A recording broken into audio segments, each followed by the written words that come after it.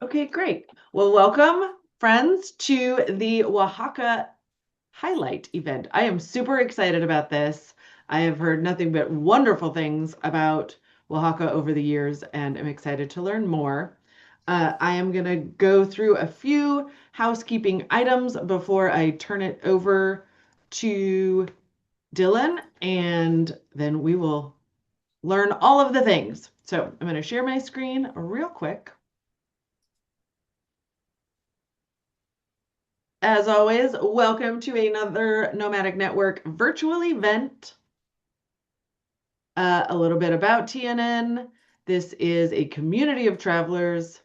Oh, did I freeze? There we go. Whew.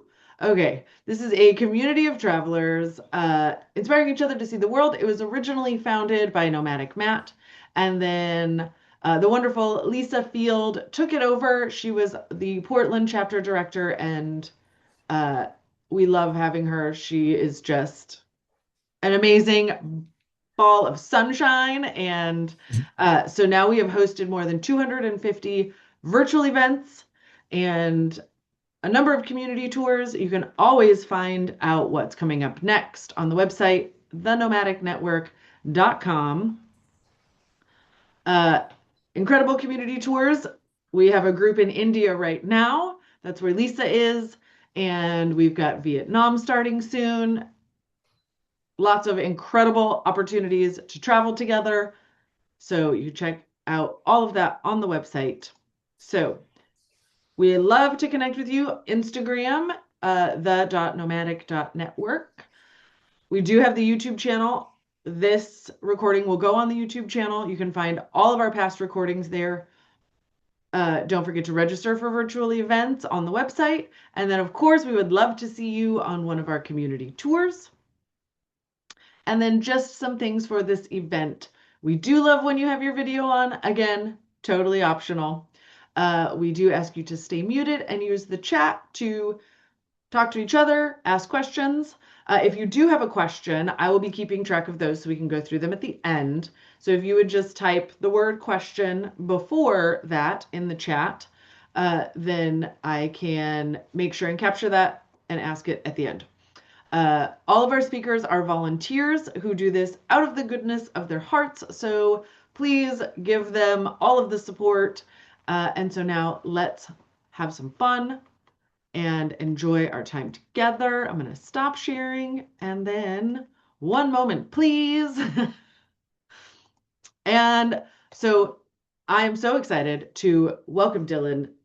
He lives in Oaxaca and is going to share all of the things. He is originally from Los Angeles and has spent most of his adult life living and learning in Latin America, including countries Argentina, Nicaragua, and Mexico, where he proudly obtained dual citizenship. He's a nature lover with a curious mind, outgoing attitude, and began his guiding work in Oaxaca as a hiking and rock climbing guide. So in 2023, received his master's degree in Latin American Studies from UCLA. He's taught and has taught in the Spanish department. So one of his main focuses is sharing experiences that go beyond responsible tourism, paving the way for regenerative travel and leaving lasting positive impacts in all of the places he visits. And I'm so excited to have you here today. So I am going to turn it over to you. It's all yours. Amazing. Great. Thank you so much, Annie. I really appreciate it. Hello, everyone. Hello. Buenos dias from Oaxaca, Mexico. I am going to, and thank you so much for the lovely introduction as well, Annie. I'm going to start sharing my screen. I prepared a little presentation for everyone, mainly because it definitely helps to have some visuals. I was mentioning to Annie that I can literally talk about Oaxaca all day. So Oaxaca is a place now that I've been living for 7 years. Just as a little housekeeping, everyone can see my screen. Annie, can we? Everything's working? Okay, on the tech side, great. So what I wanted to do today was essentially prepare a little highlight. Annie kind of got into a little bit of my life trajectory. But just to expand a little bit, I've now been living in Oaxaca accumulated time for 7 years. And In that time, I also did my master's thesis here in communal governing systems, which, we can talk about at another time or if we hang out in Oaxaca here. And I'm extremely, extremely passionate about this place. So you're going to see throughout the presentation a lot of references to one of the most sacred festivities during in Oaxaca, which is Day of the Dead. So a lot of the images that I have brought into this presentation kind of make a little bit of reference to Dia de Muertos, but the general idea of this presentation is that you get a little idea of Oaxaca and what is the essence of Oaxaca and the spirit of Oaxaca, which is an incredibly special and tremendously diverse place in Mexico. So yeah, that being said, let's get into it. So starting out, I want to bring in something that is probably one of the more important attractions to Oaxaca, and that is Oaxaca's cuisine. So one of the main things for people that come down on travel experiences that I curate in Oaxaca is trying to draw this chronological line of when hunters and gatherers lived in the caves of Yagul and Mitla, which are close here in the Tlacolula Valley, which is technically the region that we're in. We're in the central valley of Oaxaca, where Oaxaca City is concentrated, is basically drawing a historical line of the domestication of maize, corn, beans, and squash. So when we think about the cuisine in Oaxaca, I mean, I don't want to nerd out on it too hard, but really what this is thousands and thousands of years continuation of where these essential food goods were domesticated. So corn essentially comes from a wild grass called teocintle, which is its name in Nahuatl. And they found some of the oldest vestiges of teocintle in the caves of Yagul and Mitla on the outskirts of Oaxaca. Squash, it's confirmed oldest vestige of squash, of seeing the squash seeds here in Oaxaca in these caves as well, in a community. Well, the cave system is called Gila Nakits, in a community called Union Zapata, which we actually visit on the itinerary that I'm working on with Nomadic Network.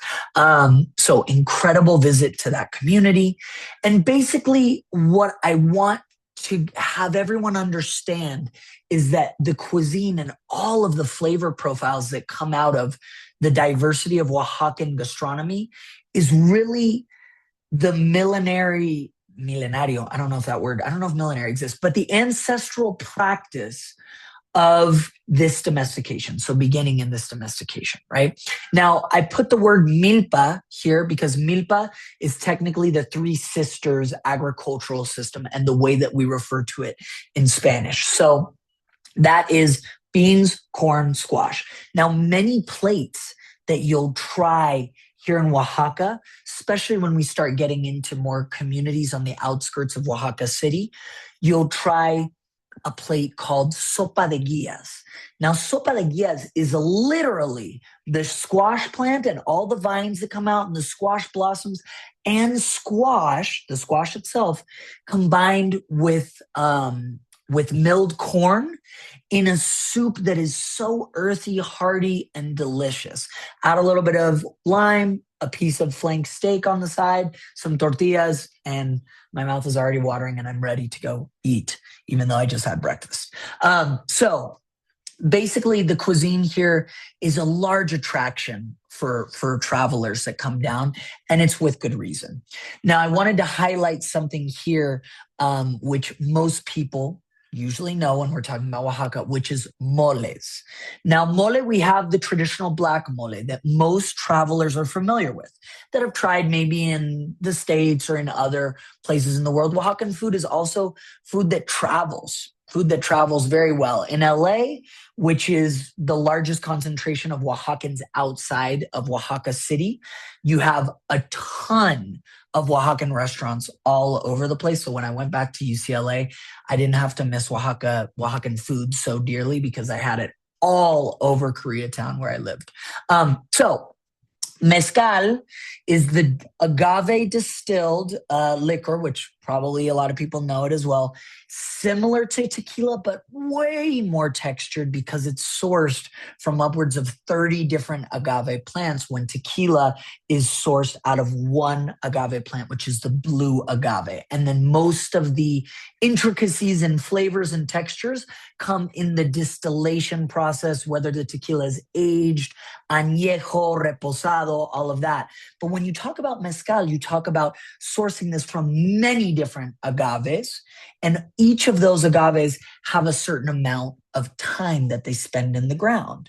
So when you talk about mezcal, and I've quickly, since I started living in Oaxaca, become a mezcal snob.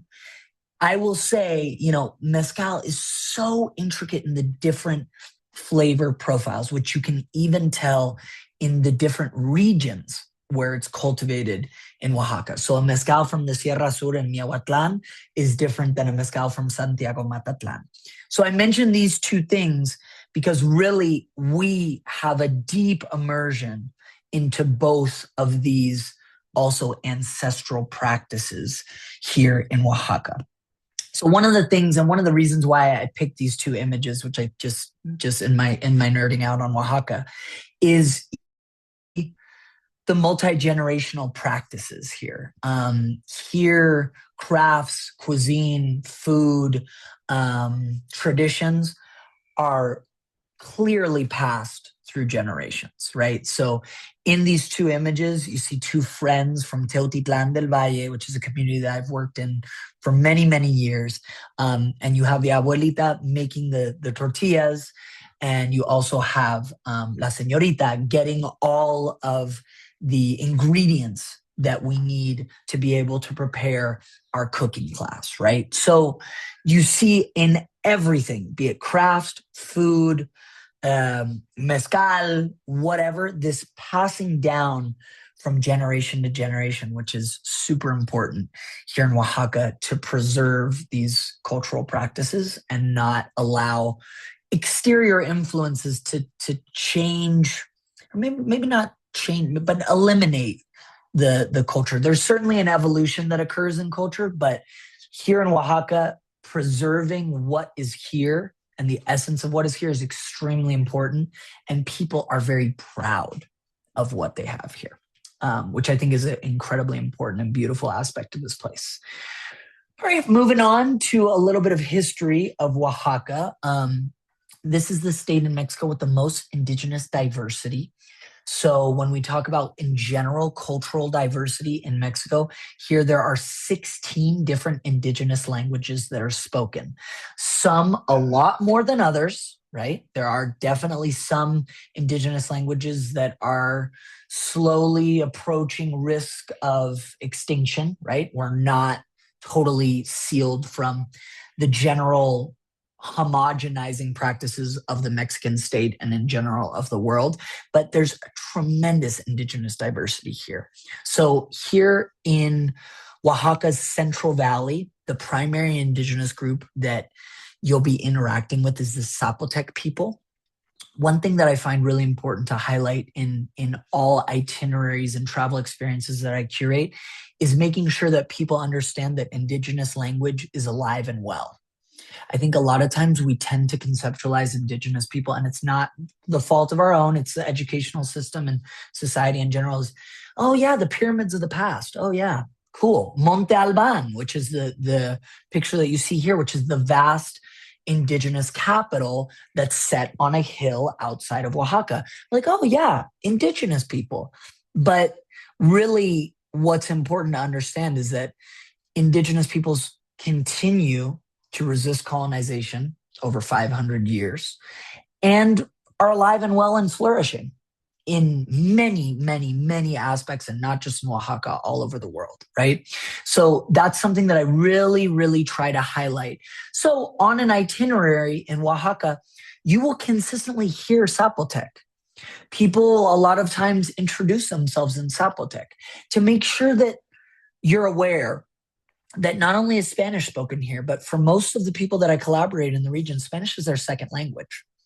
So a really interesting aspect is too, and you think about it, people are extremely intelligent and are able to speak two, three languages in many cases, right? So that's extremely challenging. I've been working my entire life to be able to speak Spanish and Portuguese. So it's amazing to see people who are so fluid and being able to speak different languages, and indigenous language, specifically Zapotec, is very, very present in the travel experiences that we curate, right? So Zapotec territory, here I see there's a little typo, sorry about that, but it's basically Monte Alban, which is the archaeological site that I'm showing right here and that we visit. Now, one of the important things is, again, I like to really respect this chronological line, being able to tell the stories of how indigenous cultures in Oaxaca have developed and the customs that continue to be practiced, right? So, here it is, Monte Alban and Mitla. So another archaeological site that we visit, which is a little bit further down the line from Monte Alban, which was the main Zapotec concentrated capital, if you will, that spanned from 400 BC to 800 AD. Don't quote me on that. I'm always bad with dates, but it's around that period. I think it might have even been earlier BC. It might have been 600. But yeah. So we go to Monte Alban, and then later we also go to Mitla. And I have a picture of Mitla on another slide of this, where you're going to be able to see how the designs and the intricate symbology really, really developed throughout the time in the Zapotec cultures. And here, I just wanted to talk a little bit momentarily about traditional crafts. On our travel experiences in Oaxaca, we usually like to highlight textile craft. So there's a lot of wool tapestries that are going on in Teotitlán del Valle, different embroideries, blouses, huipiles are how they're known here in Mexico. It's more of a traditional blouse. And then there's also a lot of traditional aprons that are used in different communities with different embroidery, where women who are tending to continue the traditional dress a little bit more than men. Women are usually able to identify each other at a big market where each person is from due to the designs on their aprons, which is just another interesting detail. So when we talk about traditional crafts, the one that I specifically highlighted here is with a taller, a workshop of artisans that we work with. And these are alebrijes. I don't know if anybody's ever heard of the word alebrije. Maybe, maybe not. If you have great work, it's a very intricate knowledge to know about Mexico, but essentially a author in Mexico City, Pedro Linares, during the 50s and 60s, was going through these types of hallucinations he was nearing death. And in these hallucinations, he envisioned all of these mystical creatures, these combinations of different creatures. And Oaxaca really made that craft, which was something that was envisioned and drawn out by a Mexico City author, kind of our own. So here you see designs that are made out of a local tree here called copal, which is also an incense that's used in the Catholic Church. The sap creates a really, really amazing incense that is often used in Dia de Muertos. So yeah, this is an alebrije that's being carved out of copal, and then it is painted in a very intricate way. So when we come down to Oaxaca, or when y'all come down to Oaxaca, which I hope you do visit, we do a little workshop where we're actually able to paint our own little alebrijes, and you're able to see how intricate the details are. Some of these alebrijes are worked on for months. Like, I kid you not, months. So you see how intricate the fine painting of these alebrijes go. And that's also, along with the carving process and all of that, right?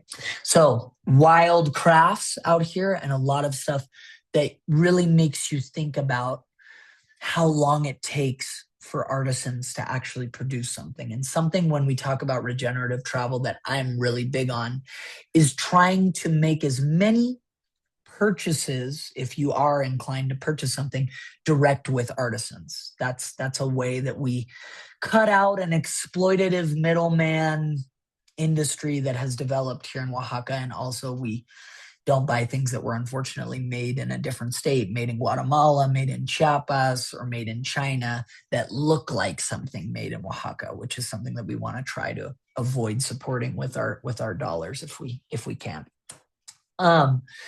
So moving on, and this is something that's near and dear to my heart because it's a festivity and tradition that has really changed the way that I, as a Oaxacan adoptee, have envisioned death and the way that we look at death. I want to first talk a little bit about Dia de Muertos.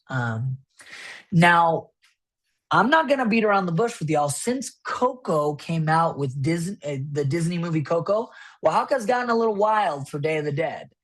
Now, in that, there have been a lot of travelers that come down, and we love having a lot of travelers come down. But what we've had to do is get a little bit more creative about where we curate certain experiences to try to insulate ourselves a little bit from the party stuff that's going on. And it's not about avoiding partying, just overall, because there is a certain celebratory aspect of it, but we want to make sure that everything is respectful, which is our major desire here, right? So Dia de Muertos, Day of the Dead, is a very, very special time here. Festivities, really preparations start in the middle of October, early October. It's deeply related to also what would technically be called our springtime, which I know sounds weird, but the way that the dry and wet seasons happen here in Oaxaca, a lot of times the harvest is around September, early October. So it's also a time where we're celebrating abundance in our harvests that have occurred here in the region. So when you look at an altar, which you can see on the bottom left here, these are all of the bounties of a seasonal harvest. So one thing that we always include on our altars here in Oaxaca are mandarins, guavas, another fruit, which I don't know the name in English, called tejocote, apples, corn in many ways, right? So you'll see elements of all of our harvest here in Oaxaca reflected on the altars. So basically, this is an extremely special time to come down here. A lot of times travelers are paying homage to a loved one that might have passed in recent past, or in the year. And what we try to do here is really celebrate life. There is a component of Mexico that is, it's familiar with dealing with death. I mean, we all are, right? I remember when I first got down to Oaxaca and I spent my first Day of the Dead here, which is what really made me fall in love with this place. I was thinking a lot about how I honored my grandma and my grandpa in the States. And I never went back to their tombstone, right? So it really is an amazing way to reframe the way that we look at death. So what do? Every single year, I have my altar here in my home. It's a small, humble altar, nothing like the altar that you see here in the bottom left. But I take some days to really think about my ancestors, which I think is really the essence of this festivity. Is let's think about our ancestors and let's pay homage to our ancestors and celebrate their lives. So one of the elements of an altar is that you always put on the altar what that person loved. My grandpa was low-key, between us, a raging whiskey alcoholic. I pour out a little bit of Jack Daniels for my grandpa. My grandpa's from Kentucky. So, I pour out a little bit of Jack Daniels for him. And, I have the same bottle of Jack that I've been using for now 4 years because I never drink that stuff. But, I poured out for my grandpa. So the idea is that people put different plates. Let's say they loved mole, you prepare a mole, but all of this is done with deep intention for loved ones, for ancestors, and for people that are no longer with us. So the photo that you see above here was taken in Atzompa Cemetery, which we still go to. It's a community on the outskirts of Oaxaca called Santa Maria Atzompa, and they have their big cemetery day on the 31st. So we go out there with them, and going to the cemetery is somber, but at the same point, a lot of times Oaxacan families will ask you about your life. You know, Oaxaca is a place that is tremendously present in a lot of migration. A lot of people speak English. A lot of people have come back from LA or from another spot in the States, and they'll welcome you in to sit with their loved ones. So, you know, what we do and the way that we make this respectful is that we make sure that every traveler has some marigold, which is the flower of death for and or flower of life, flower of death, flower of celebration, however you want to conceptualize it. But we make sure everyone has some marigold, everybody has some candles, maybe a little mezcal that you'll be sharing with some friends, and you're able to sit down and learn about people's lives in a respectful way, right? So, tremendously impactful experience. And we also have some activities that we curate where we sit at a table together, break bread together, and talk about our ancestors, create a little altar for ourselves, which is just a really, just a really important activity. This is a really, really important time to come down. And it's festive and it's joyous and also sad. It's a mix of all of it. So, you know, I could have made a whole separate presentation about Day of the Dead and about all of the feelings that I've felt during this time, but yeah, I wanted to definitely mention it because what we're thinking about is, you know, having people down for Day of the Dead, and it's an incredibly important time to come down here. I have a couple other festivities just because Oaxaca is such a festive place. Guelaguetza, which I just want to briefly go over, which is a regional folk dance festival. So you see here on the bottom in the circular picture, there's a festival that calls on people from all the different 8 regions of Oaxaca. And each community, each region has its own traditional folk dance. It's an incredible time to be down here during July. It's a little bit more in the rainy season. The hills are really green. It's beautiful. And you have this celebration where people come together and dance. So each community, for example, the Central Valley, the main dance here is called Danza de la Pluma, which is the feather dance, which tells the story of the conquest between Hernan Cortez, when Hernan Cortez got here in 1519, and Moctezuma, who was the Aztec leader at the time when Hernan Cortez arrived. So you have this story that's told through dance, and at least in my mind, it's a tremendous sign of cultural pride, which just, you know, to mention a little bit, I mean, I feel like in so many places around the world, indigenous communities are those communities that suffer the most, I don't know, impoverished realities, sometimes downtrodden. I know certainly the reservation scene in California, what I'm most familiar with in the United States, is very, it's a harsh reality that indigenous people live. And I feel like in general, Oaxaca reframes this. People are extremely proud, and during Guelaguetza, you see young people dancing, yelling the names of their communities, reciting poetry in their indigenous language, and at the end of every dance, they throw out different goods. So if that community produces pineapples, I kid you not, they will throw pineapples to the crowd. So you have to watch yourself. You got to be ready to catch pineapples. They'll throw out, you know, guavas, apples, a certain little trinket that they make in their community, alebrijes. So it's super special, a really special time. And then another one that's not so heard of is La Virgen de Juquila, which we celebrate in the beginning of December. People make pilgrimages to a small community on the coast of Oaxaca called Juquila to visit this virgin, and usually they go asking for a certain wish. Let's say if my mom has a bad liver, has cirrhosis, well, I'm just throwing out an example.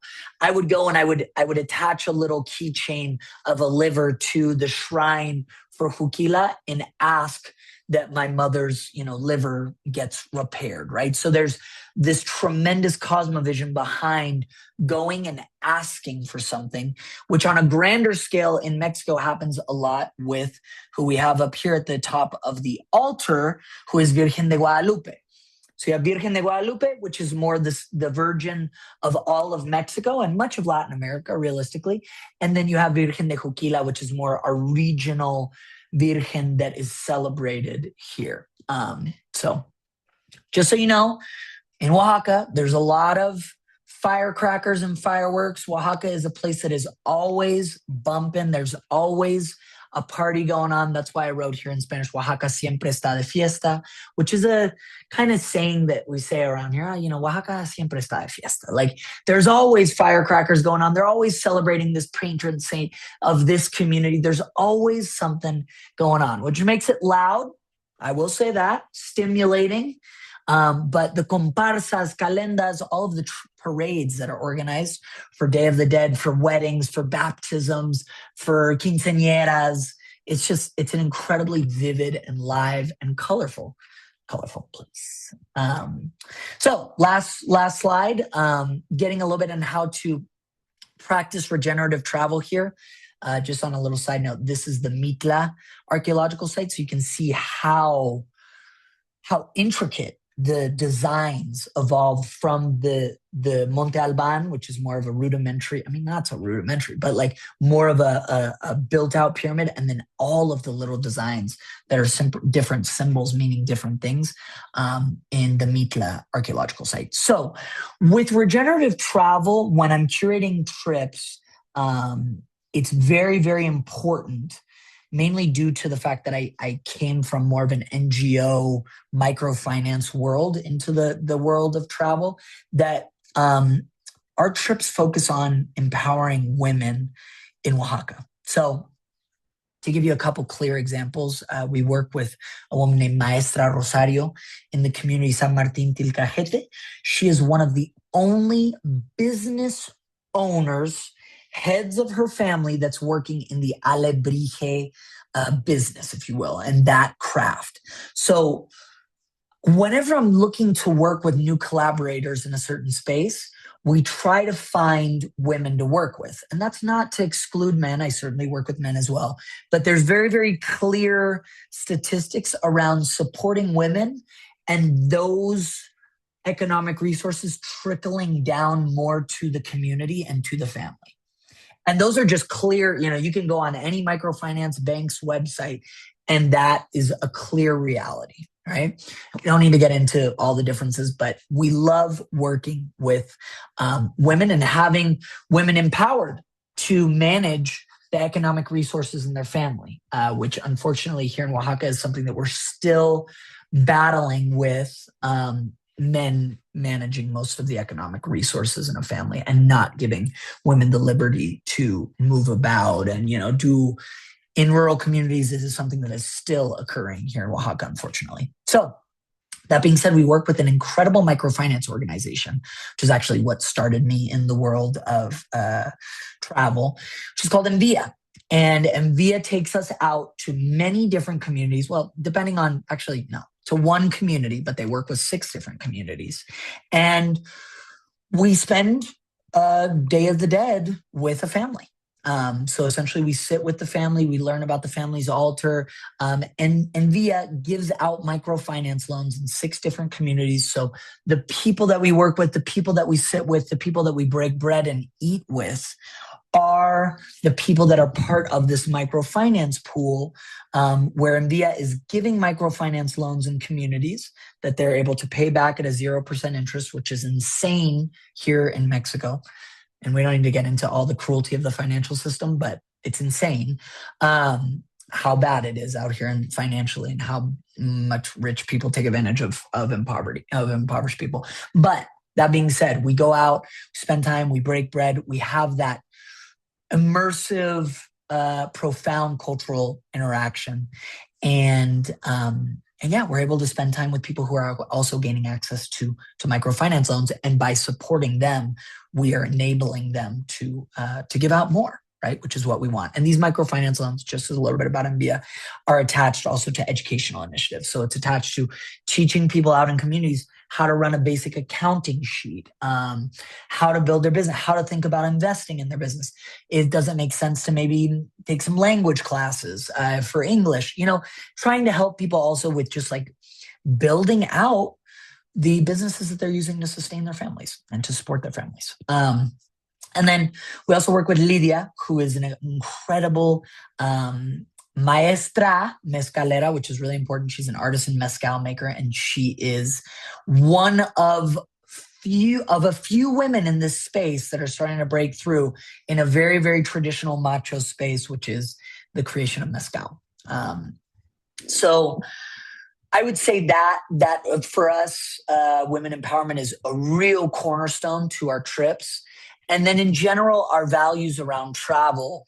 I just want to go a little bit into the way that we must operate. It's not even the way we like to operate. The way that we have to operate in order to be aligned with our values is making sure that resources that are given to us are distributed in an equal way, right? So, we're paying above market rate for a lot of the things that we do here in Oaxaca. And it's not only on an economic scale that this is reflected, it's in the way that our trip leaders and local hosts interact. Like, I think something that I always kind of hear when I guide, which is not as much as I would like, just because of different, responsibilities. But when I guide, it's like I'm working with my friends. Like, this is not some, yes, there's a business involved, but these are like my close friends in life, right? So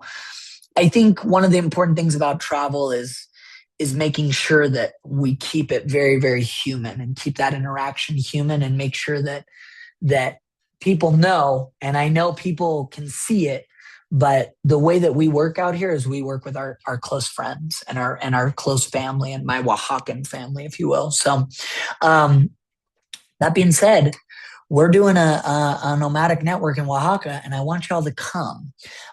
So this is going down in Dia de Muertos. Annie will have all of the dates just because of all the stuff that I look at. I don't have the dates in front of me, but we're coming down, and you're very, very welcome to join. This is a very, very special time to be down, like I said, and I wanted to just kind of end it throwing out a little teaser there that, like, this is real communal travel, real regenerative travel, not just marketing tactics. And you'll be able to see it. And during this period, Oaxacans are so abundant in sharing their culture. It's so incredible to see Oaxacans so open to sharing in a respectful way, right? And if our travelers are respectful, there's a tremendous inner exchange of life. Day of the Dead. I mean, death is part of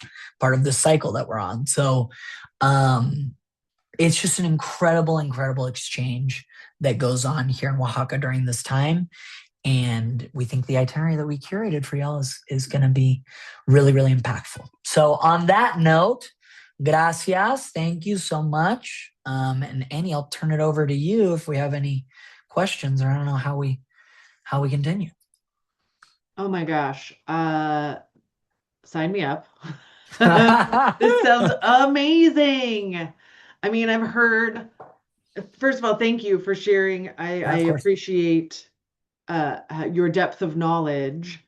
And I mean, I've heard so many wonderful things about Oaxaca over the years, and it's on the top of my list for Mexico. And after the last, whatever, 30, 40 minutes, it may be rising above some other places that I have been considering. Anybody have you gave us so much information. I don't know if we even have questions. If so, I That mean, was a feel lot. free to pop off of mute or drop them in the chat. Um, I have a question. Yeah, yeah. How did you end up choosing Oaxaca? So I've been living in and thanks for that question. I've been living in Puebla before. So when I initially got to Mexico, I this is kind of on a more personal note, but I am a fanatic rock climber, everyone that's here. Um, so Puebla has a bunch of mountains nearby and a bunch of rock nearby. So I was like, okay, I'll just live in Puebla. And Puebla is relatively close to Mexico City. Not a lot of people have heard about it, but it's one of I think it's the fourth largest city in Mexico.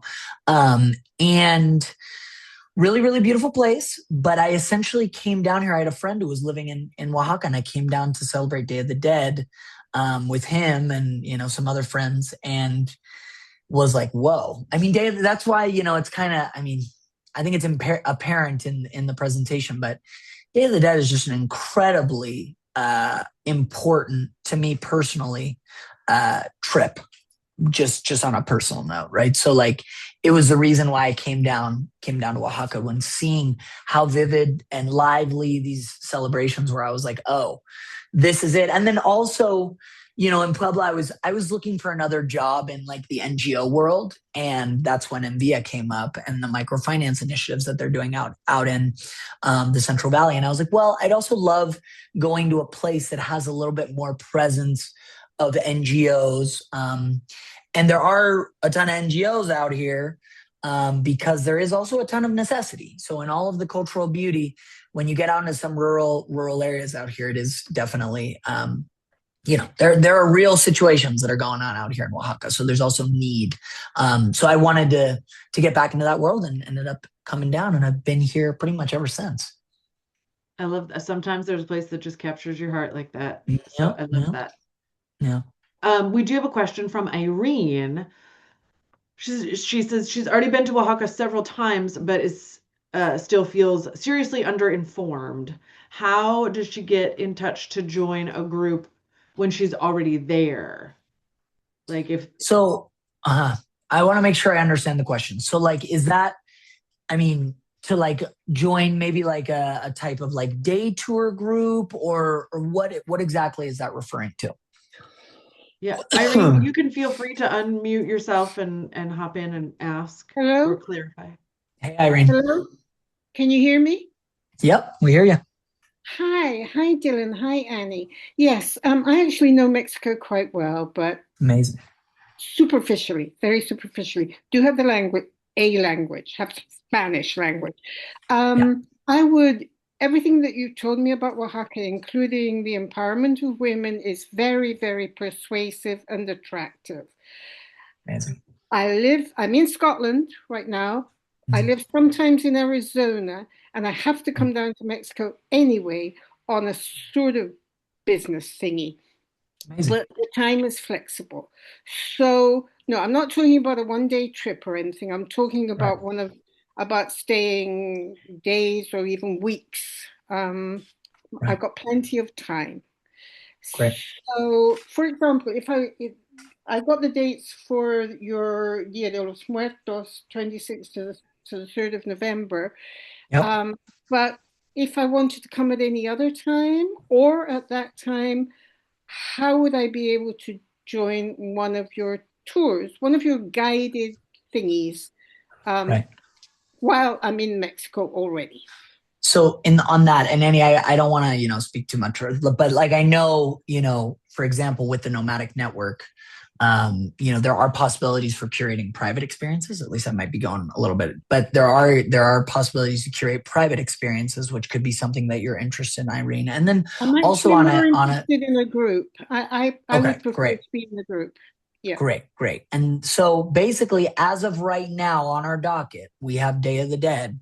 But I think, if we start to notice that there's a tremendous interest in coming down during different times of the year, I mean, I would love for the possibility to create different experiences in Oaxaca throughout different times of the year, and also look at times of the year that maybe are a little bit less crowded, because Day of the Dead is a big time to be in Oaxaca. And I know in general the people that we collaborate with love having travelers at different times of year. So I mean, essentially the answer to your question, Irene, is one, like you have a friend in Oaxaca, and if you need a list of recommendations, whatever, there's that. But then if we're looking at more of a group tour initiative, that would mean really Annie, myself, Lisa, we'd all need to get on a call and see if we're interested in putting out other offerings for different times, which is more something that a more fluid conversation. Annie, I don't know if you want to add on to that, but I mean, yeah, depending on when you're there, I mean, I'm sure that there are like guided experience. Like if you're staying for weeks at a time, depending on what kind of experience you have, there's usually, I've found for myself when I'm traveling that if there's like one day I want to spend like on a cuisine experience, like those things are usually available. I mean, there are websites like I know like Get Your Guide curates these you probably have better insight into like something like that. If you're already there, how do I find Yeah, a yeah, like day a day experience of this yeah. thing? Is that what you're thinking, Irene? Not that you necessarily want like Well, so I usually do a solitary travel thing, yeah. but I've also had some quite nice experience on actual guided trips.